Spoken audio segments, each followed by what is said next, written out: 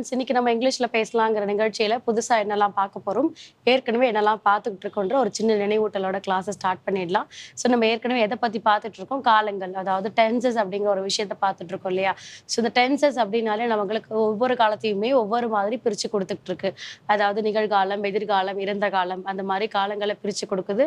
அது மட்டும் இல்லாம செய்துட்டு இருக்கிறது, செஞ்சு முடிச்சது, செய்ய போறது. ஸோ அந்த மாதிரி ஒவ்வொன்றையும் பிரிச்சு பிரிச்சும் நமக்கு கொடுத்துக்கிட்டு இருக்கு. ஸோ அப்படி இருக்கும்போது நம்ம கிட்ட டென்சஸ்ல எவ்வளோ கைண்ட்ஸ் இருக்கு? 12 கைண்ட்ஸ் ஆஃப் டென்சஸ் இருக்கு. இப்போ ஒவ்வொரு கைண்ட் ஆஃப் டென்ஸுமே என்ன பண்ணிட்டு இருக்கு, நமக்கு ஒவ்வொரு ரூலை நமக்கு ப்ரொவைட் பண்ணிட்டு தான் இருக்கு. அந்த ஒவ்வொரு ரூலுக்கு ஏற்ற மாதிரி தான் நம்ம என்ன பண்றோம், சென்டென்ஸை வந்து நம்ம அமைச்சு எழுதுறோம் இல்லையா. ஸோ அப்படி இருக்கும்போது அந்த கைண்ட் ஆஃப் டென்ஸ்க்கு ஏற்ற மாதிரி சென்டென்ஸ் அமைக்கிறோம் அப்படின்னா உங்களுக்கு அதுக்கு என்னெல்லாம் தேவை இருக்கும் அப்படின்னு பார்த்தீங்கன்னா, கண்டிப்பா ஃபர்ஸ்ட் உங்களுக்கு வெர்ப் ஃபார்ம்ஸ் கண்டிப்பா தேவை இருக்கும். ஸோ வெர்ப் ஃபார்ம்ஸ் அப்படின்னு வரும்போது V1, V2, V3. ஸோ இது இல்லாம V1 + ING, அதாவது ஒரு ஆக்ஷன் வார்த்தையை நீங்க எடுக்கிறீங்கன்னா அந்த ஆக்ஷன் வார்த்தையை ப்ரெசென்ட்ல சொல்றீங்களா, பாஸ்ட்லயா, இல்ல பாஸ்ட் பார்ட்டிசிபிள்லையா, இல்ல ஐஎன்ஜில சொல்ல போறீங்களா அப்படிங்கிறது இருக்கு. ஆஸ் வெல் உங்களுக்கு என்ன வேணும், சப்ஜெக்ட் வேணும். ஸோ சப்ஜெக்ட் வந்து யாரை இண்டிகேட் பண்ணுன்றதுக்கு கண்டிப்பா சப்ஜெக்ட் வேணும். ஸோ அதுக்கப்புறம் உங்களுக்கு வெர்ப் ஃபார்ம் வேணும், ஏன்னா ஆக்ஷனை பெர்ஃபார்ம் பண்ணக்கூடியதுக்கு.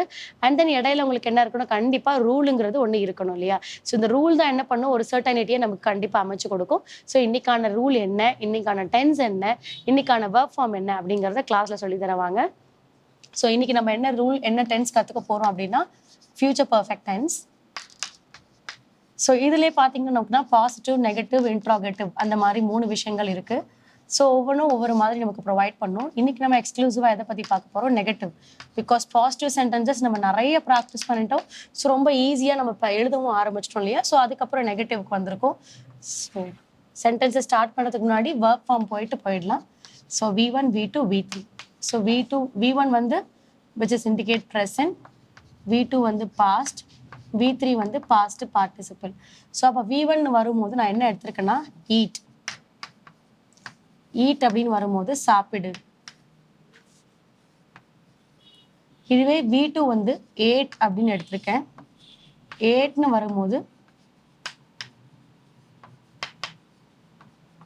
சாப்பிட்டேன். அதுவே V3 வரும்போது eaten. ஸோ ஈட்டன் வரும்போது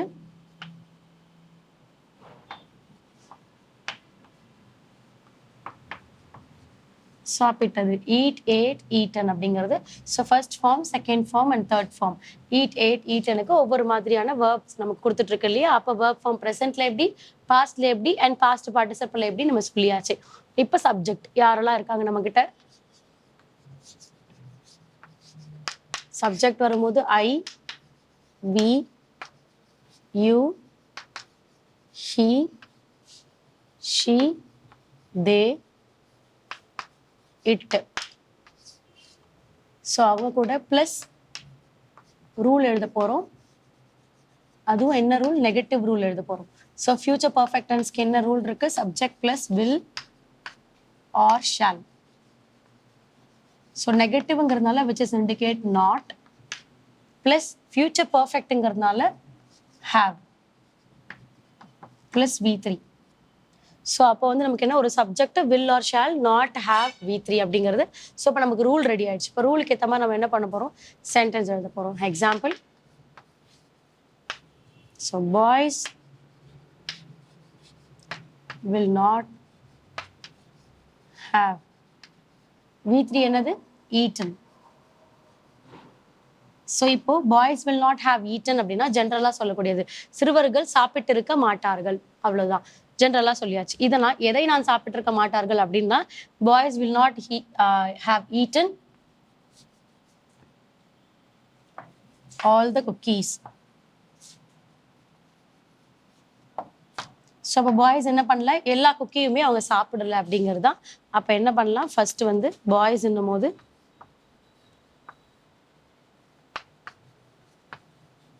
சிறுவர்கள். ஸோ ஆல் த குக்கீஸ் இருக்கு இல்லையா, அனைத்தும் எழுதலாம், இல்லைன்னா எல்லா குக்கிகளையும் எழுதலாம்.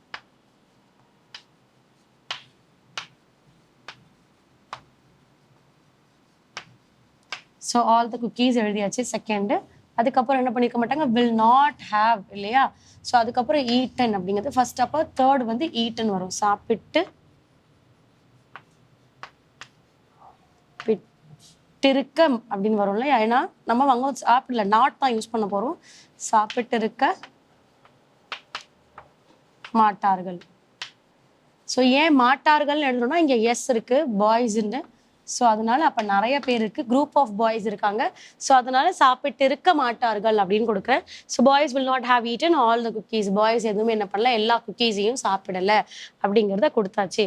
ஸோ இங்க பாய்ஸ்ன்றதை இண்டிகேட் பண்றதுக்கு சிறுவர்கள்னும், இந்த இடத்துல மாட்டார்கள். பிகாஸ் நம்ம நெகட்டிவ்ஸ்ல சென்டென்ஸ் அமைக்கும் போது 2 இடத்துல குறிக்கும். ஏன்னா இந்த இடத்துல நாட் கொடுக்கறதால எத்தனை பேருங்கிறது இங்கேயும் வரும், சப்ஜெக்ட் கொடுக்கறதால இங்கேயும் நம்ம எத்தனை பேருங்கிறது சொல்ற மாதிரி வரும்.